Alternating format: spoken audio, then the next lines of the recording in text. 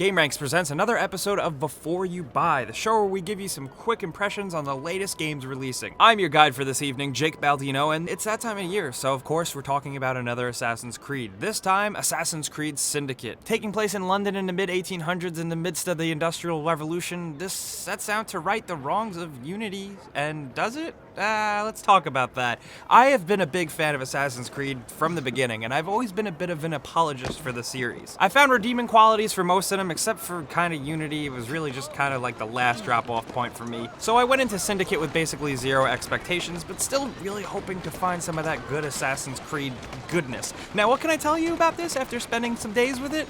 It's pretty much, it's like a better Unity. That's what I can say. It's like a better Assassin's Creed Unity. It's like Unity if it got its shit together.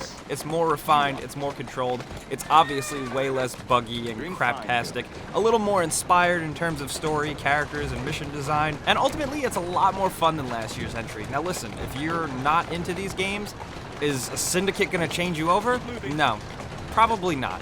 But if you are a fan of the series and you were a little disappointed or you're just hoping to kind of get back into it, the Syndicate might get you there. There's a couple new improvements that make it fun, and the game world is undeniably really awesome. And you can say that about any Assassin's Creed game. This time around, it's a big deal though because it's London, which is amazing. It's the most modern time, so this game world is absolutely beautiful, and it's visual porn. The lighting is amazing. London is absolutely incredible. No matter the time of day, you're getting a completely different city, and you're getting all different aspects of it. You're getting Big Ben and Westminster Abbey and all these grand giant roads filled with carriages and regal palaces and rich people playing croquet and cricket in the park.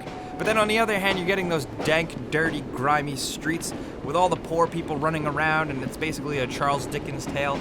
You get all of that here, and that's pretty satisfying, and I really do get a kick just kind of strolling around in these games, finding pickups, doing the little side quests, you know, the stuff that really gets mundane. But for me, maybe it's a guilty pleasure. It's busy work that I just like doing because I love being in this world. Sure, it's not as immersive as Grand Theft Auto or maybe The Witcher, but it's still there, and there's lots of things to climb up and explore. Now, speaking of climbing, the one big mechanic that they added this time around is a grappling hook.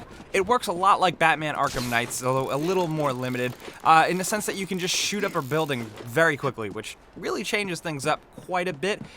Even though you can still climb, it's weird finding its place just shooting up a building, but where it really shines is creating a zip line anywhere you are from a higher ledge. That really gives you new vantage points and quicker ways to get around from a building to building because the streets are wider now, the buildings are taller. So with that, they had to add some new navigation things. And in terms of gameplay, the combat this time around, it feels even more button mashy than last time, much more based on counters and just quick little breaks and stuff. But I can't decide how I feel about it. It's a little fulfilling when you get a lot of people on you and you're hitting every counter, but it doesn't feel as fulfilling or as cohesive as Batman. But you do get a little bit of that rush when you're quickly mashing buttons and quickly hitting the counter button. You feel it. You feel excited. But like I said, ultimately it does feel very button mashy and weird. What I do like about it is that it just focuses on small knives and fists because this is a different time period. Nobody carrying around swords, so, you know, it's either you're shooting someone or you're beating them up in the streets. One thing I did really like, though, is that they brought it back to Brotherhood a little bit, and the fact that you can roll with some homies, you can recruit some people who follow you around, and you can whistle and let them do your bidding. You can make them go assassinate someone in secret. That being said, in terms of controls, you're still gonna have all the embarrassing Assassin's Creed issues. Sometimes your character is not gonna go where you want him to go, and, you know, sometimes you'll have a problem climbing or you'll fall to your death. And sometimes you'll just bump into someone or accidentally turn around a corner and get spotted. And the stealth, while we're at it, is still pretty craptastic. It's very one note and very simple. It's very easy to exploit, very easy to get around. The AI is really, really, really dumb. It makes the game feel incredibly dated. But it's there, you sneak around, you pop people. This game, more than any Assassin's Creed, leaves you open to failures. I've failed through an entire mission and still managed to complete it.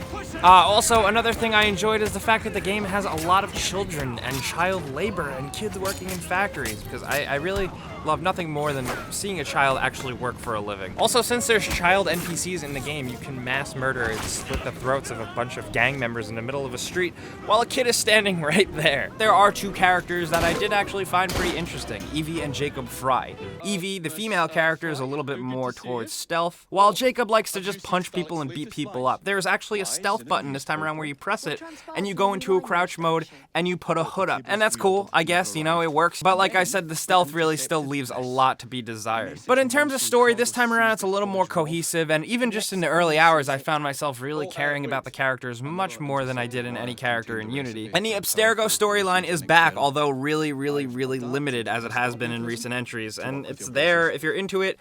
You get a little bit of it, but most of the time you're focusing on the characters and their story in London. You can upgrade these characters and stuff. There's skills, crafting, outfits to unlock, and you can focus each of their skills. You can hone one person towards one thing and one person towards another. I like to really upgrade Evie's stealth because that's basically how she's focused, and I like to give Jacob a little bit more, you know, punching power and extra health and stuff like that. The game does have its like inspired set pieces though, where you're running across boats on the River Thames. The River Thames? I don't know how to pronounce it. I'm not from England. And the chase scenes in this one are just so much more exciting because it is England, and now there's carriages, which does make it feel a bit like Grand Theft Auto because you can hop in a carriage and steal it.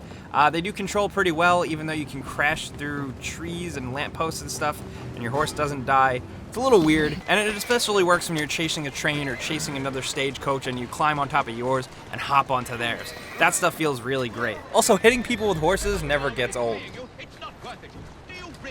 So I presented you with the facts, the basic setup of Syndicate, and how do I feel about it? It's alright. It's fine. I know that's like terrible to say about a game that you're spending $60 on, that it's just okay, it's just fine. But I went into this with very low expectations, and I came out not hating it. But I gotta reiterate what I said in the beginning of this video, is that it feels like Unity got its shit together a little bit, which, you know, isn't the most glowing praise. But for fans of the series, maybe it's gonna be worth checking out. Assassin's Creed Syndicate is a competent game, and I know I'm gonna be spending a little bit more time with it, so I presented you guys with the facts, and I wanna know what you think about Assassin's Creed Syndicate down in the comments. At the time of this video being released, it's the day before the game has actually launched, so I do wanna know if you have high expectations for it or not. I had really low expectations, and the game kind of exceeded them. That doesn't mean a lot, but I wanna know if you guys feel the same way. And maybe if I did hook you up and inform you about this game, let you know a little bit more going in, giving you some gameplay, maybe click the like button, because that's the best way you can help us out. You can also follow me on Twitter at Jake Baldino if you want to talk more about Assassin's Creed or any other games. Go right ahead. And if you are new, if this is your first video here, you should subscribe because we put out videos every single day. But guys, thanks for watching, and I'll see you next time.